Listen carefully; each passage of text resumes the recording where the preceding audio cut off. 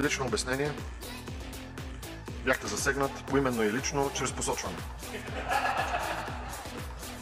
Благодаря, господин Митов, за този съвет. Аз много внимавам да не обиждам, а да използвам факти. Но може да отправите същия съвет към господин Делян Добрев от вашата група.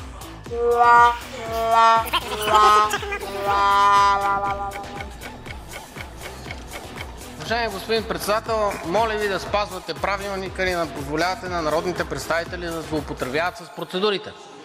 Защото какво се получава? Господин Асен Василев издебва, когато аз съм излязъл от залата за секунда и излиза от тази трибуна, изведнъж възмъжава, казва едно изречение: къде е Делян Добрев, и избягва през стълбичките отстрани. Тоест, моля ви, господин Добрев, господин председател, не позволявайте да се злоупотребява с правилника и да се използва на празно моето име. Благодаря ви. Така, сега господин Василев ще дойде ли за лично обяснение или...